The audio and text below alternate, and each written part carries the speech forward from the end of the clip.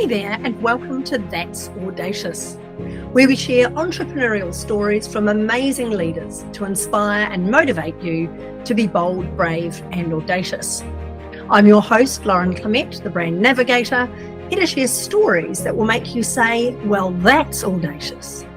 Hello and welcome to another episode of the That's Audacious podcast. Today we have the fabulous Carmen Sederino with us. And Carmen, I met you in Melbourne and was absolutely blown away with your stage presence, your delivery, and just your whole approach to storytelling. So I can't wait to talk to you today. Carmen is the founder and visionary behind Illuminated Story, a revolutionary approach to transforming high-stakes presentations into unforgettable performances. And we're going to learn a lot more about what that means and Carmen's background today. Carmen, you've got a unique blend of theatrical artistry, business acumen, and communication expertise. Those three things blend together in such an interesting way. You've established yourself as a premier strategist for visionary founders and global leaders who want to elevate their public speaking from just words to lasting impact. Carmen, welcome to the show. Thank you so much for being here. Tell us, you've got such a blended background. Where did that all come from? How did that all come together?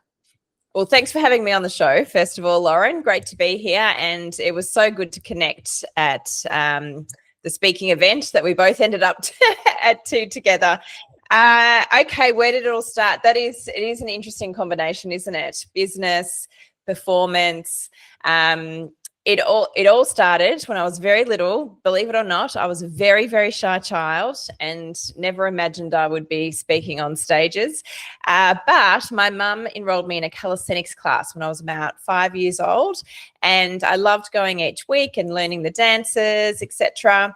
But then there was an end-of-year concert, and my whole family thought there is no way that Carmen is going to get up on that stage. But I did, and I was smiling and waving and just felt right at home. So I went on to study theatre. I did local theatre from when I was 8 years old. Again, all through primary school, my teachers just found it incredible because some of our shows would travel, and our school was one of the places we travelled to. So they would see me performing on stage, playing these huge characters, and I was the quiet child up at the back of the classroom just doing her work. So they'd always say to my parents, I cannot believe that is Carmen on stage. I went and did a Bachelor of Performing Arts at Monash University as a young adult. And I stayed and I did my honours year where I wrote my own theatre show.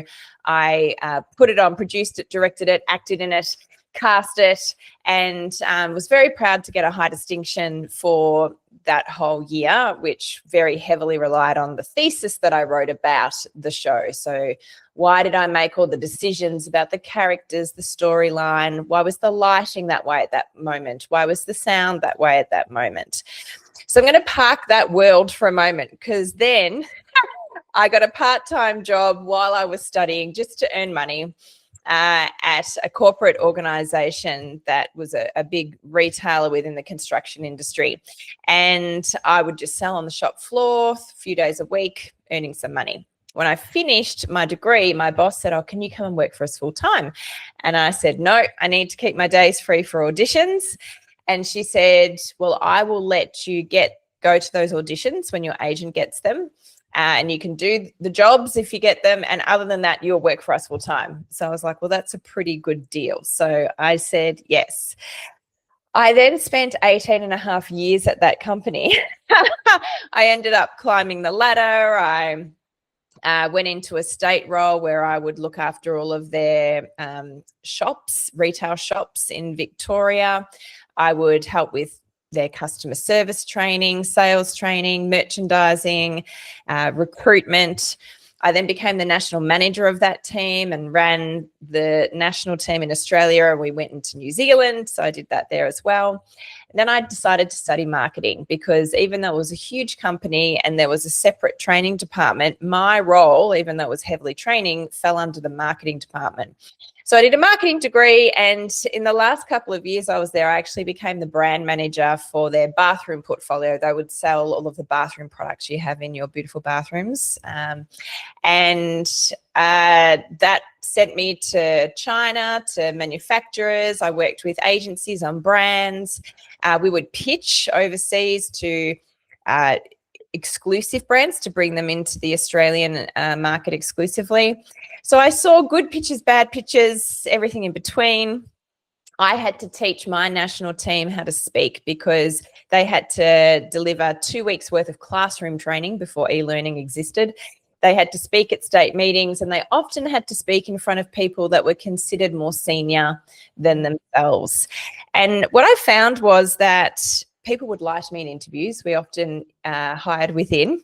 So they'd say to me, yes, I'd be very happy to stand up and speak in front of lots of people. And then they'd get the job and they'd be like, oh, stand up and speak in front of lots of people. So we would spend a lot of time. I would spend a lot of time just naturally coaching them and saying, you can do this. It's a skill. Let's do it. And within 12 months in that role, it was their favorite thing to do in their role. And the company often saw them different by the end of that 12 months. And a lot of them went on into senior management because of this newfound skill in speaking. So I'm nearly there, Lauren. I know it's a long story. 7.5 years ago, I decided to leave that very, very safe, well-paid corporate job and dive into entrepreneurism. And I started my own business called Illuminated Story. And ever since, I have helped both corporate people and speakers and thought leaders now around the world, not initially, but now around the world, to elevate their speaking to another level. And at the moment, I actually help thought leaders and speakers take their keynotes from what I call a standard keynote to a keynote show, where we blend corporate acumen and key points and the message that you need to get across with theatrical elements that make the experience a whole nother level for the audience. Yeah, I love it. What a journey. What an amazing journey where you found that happy place being the stage, and you'd experienced that yourself as such a young child, to now see that in the people that you're working with, to see them go. Because I know we hear it all the time. The fear of public speaking is worse than the fear of death or the fear of spiders or whatever else, But when you love it, and obviously you do, it's a shared passion of ours, I guess, speaking. It's our happy place being there, and people fear it so much. When you see that transformation, that someone starts to love being there, what does that do for your soul, Carmen, when you see that someone just can't wait to do it again? Yes, it's just, when you get shivers, and you can just feel it when it clicks for my client, and especially when they get incredible results. It's all about the outcomes that you want to get from your speaking, and that can be different for everyone. But yeah, and I think people come in thinking, I need to get rid of the nerves. I can't feel nervous when I speak. And one of the things that I would teach them is that it's okay. It's okay to feel nervous. I still feel nervous before I speak because I care and I want it to go really well. And yes, there are nerves that are debilitating, and there's techniques and exercises you can do to reduce that, because you don't want to be so nervous that it's going to make your voice shaky or make you go red or whatever might happen, make you sweat profusely. But a little bit of nerves is okay, because as you would know, Lauren, being a speaker yourself, you need more energy. You need to present with more energy when you're up in front of large groups of people than you would in a small meeting room where you're just presenting to 2 people. And I'll often say to clients, if you present the same way on the stage as you do in the small meeting room, you're going to be really dull and lifeless and boring. And if you present the same way you should present on the stage in that small meeting room, you're going to come across a bit crazy. You need to adjust for the situation and for the purpose of why you're there. I love it. So immediately we're into myth busting here, that, hey, big thing, no ums, no ahs, you've got to get rid of the fear. Don't, I love that, because the first question I was going to ask you is, okay, what are some of the myths that we have? Because if you're listening to this and you are either a speaker or you'd like to do more of that, this is what we need to learn, that stage presence and everything else. Because when someone books you to speak, they want to have the confidence that you can deliver.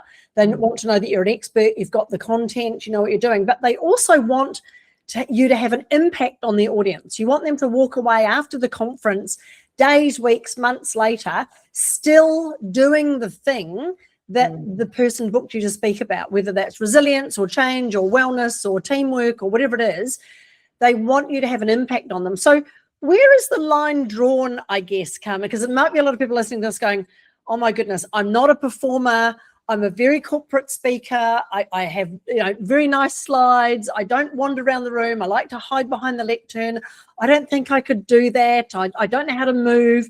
All this fear coming in around performing versus speaking. What's your way of helping people overcome that? Oh, well, look, it really does come down to the individual and what I'm seeing. What I would say, if you're the person that Lauren just described and you're thinking, I don't know if I can do that, well, then my answer would be yes, you absolutely can. And your mindset is huge in whether you're going to achieve it or not. So instead of thinking I can't do that, maybe thinking I don't know how to do that yet, and I can learn how to do that, because this is a skill. It's not something you're born with. People don't just get born and they're amazing speakers. So you can absolutely learn how to perform. And when I say perform, because people say, I just want to be authentic. That's not me. I don't perform. I mean perform as you, and you have many facets to yourself. So think about how you use your voice and your body if you're at church, maybe with your grandma or your family, and it's a quiet setting, so you need to use a quieter voice, and you might not move around much because you're expected to sit, and there's certain expectations in that space. And then think about yourself if you're at a sporting match. Let's say, football is big in Australia. The code changes depending on what state you're in.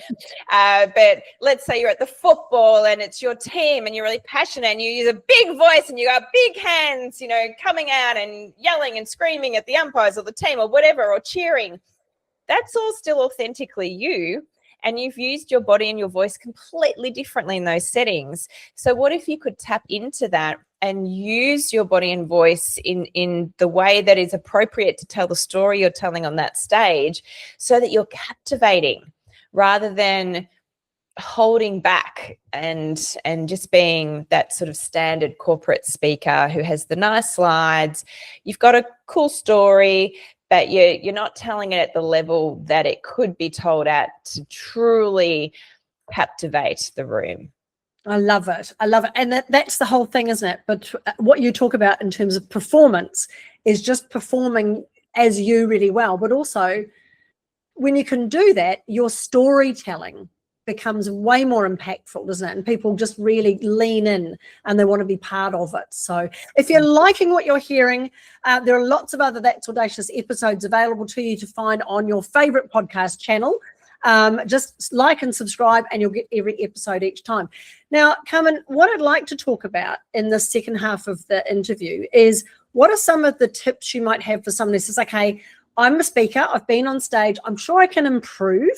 What are some of the storytelling and performing things that they could be thinking about, that they could start to review their current way of presenting to make it even better? Yeah, so if they're already a speaker, then you should be filming your talks if you're not. And even if that's on an iPhone and you've just got to stand on a table, just for your own feedback point of view, because you can't improve what you can't see. And even though you're the one delivering it and you're in the moment, it's very different to view it and look at it from an audience perspective. So I would say that's step number one. And I think even if you're a speaker, you don't necessarily like looking at yourself on camera. I still don't. So my rule is I watch it once to get over myself, and then I watch it again to actually learn and think, okay, that works really well. The audience seemed to respond exceptionally well to that part. Let's keep that bit. This bit was a bit dead or didn't really land properly. So what is it about that part of the story that needs enhancing? Or is it relevant, or was it relevant to that particular type of audience? So I think constantly reviewing is extremely important. Obviously, when you're telling stories, not all stories are equal.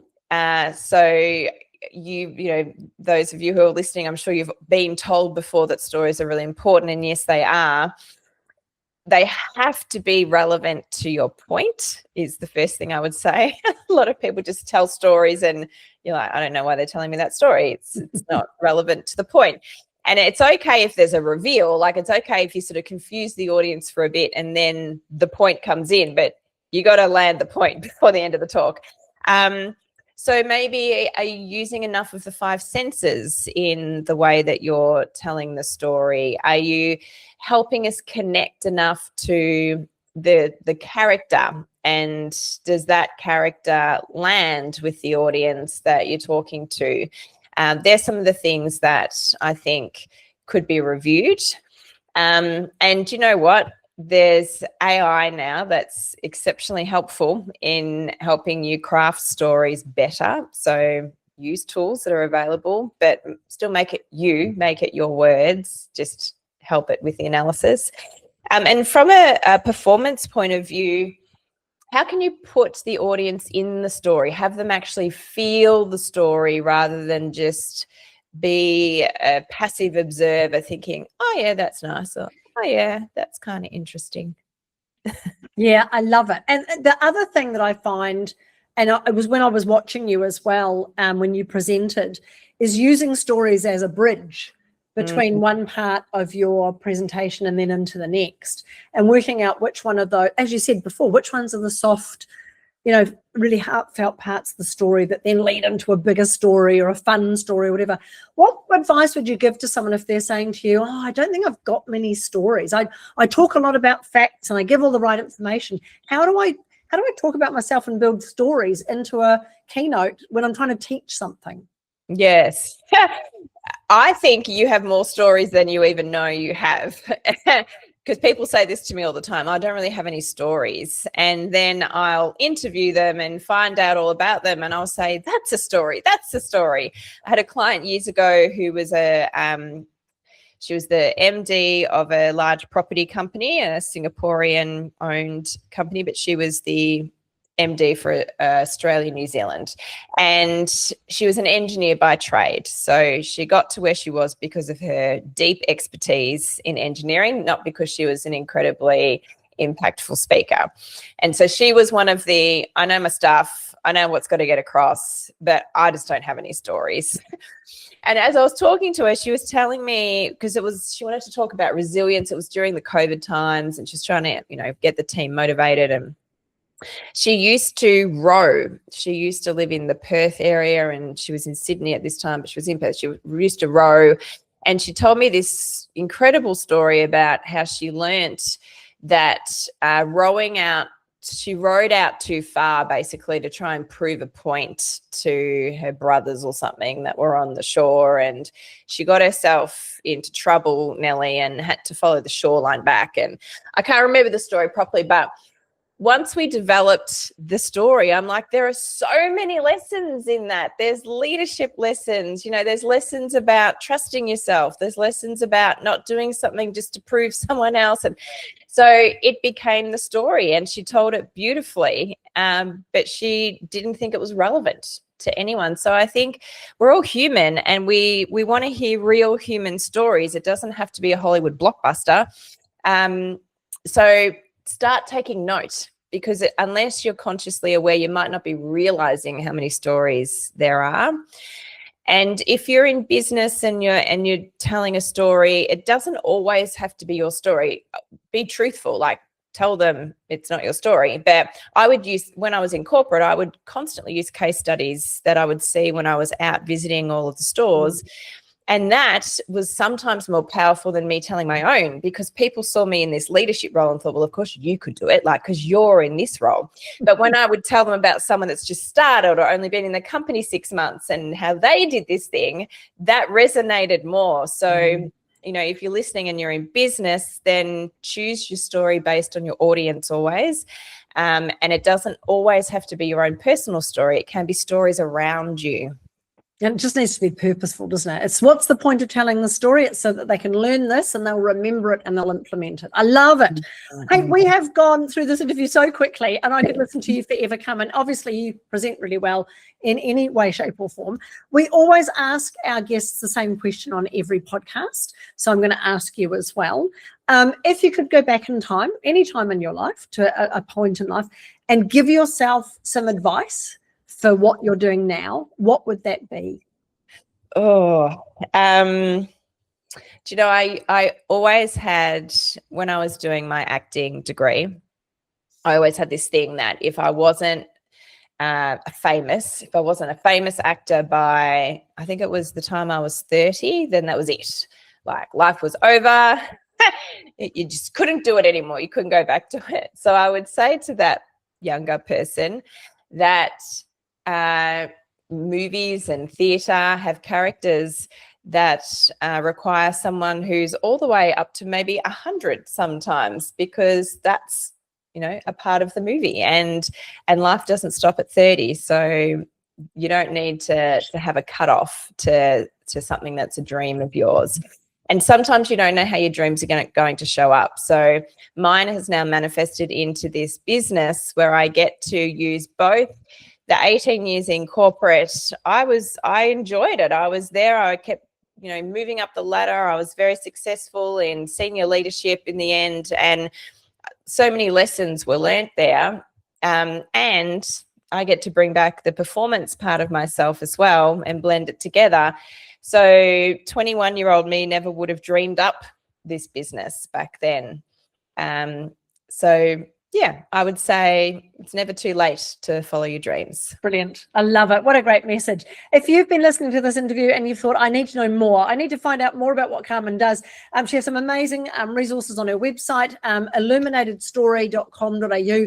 The link will be below this interview. Look at her masterclasses, find out when she's speaking next, join whatever she's doing, and improve the way that you present, not just on stage, even if you're just in a position where you have to present your ideas or present anything that you want the team to really learn from, or your audience to really be impacted with. Work out how you can create an illuminated story and get some help from Carmen. Thank you so much for being on the show, Carmen. It's been an absolute pleasure having you here. Thank you so much, Lauren. It's been a pleasure being here. Thanks so much for listening to the That's Audacious podcast. Remember, there's no place for modesty in business, and you do deserve to be well known, well paid, and wanted. For more episodes, please subscribe to the podcast on your favourite channel or follow us online. The links are in the description below.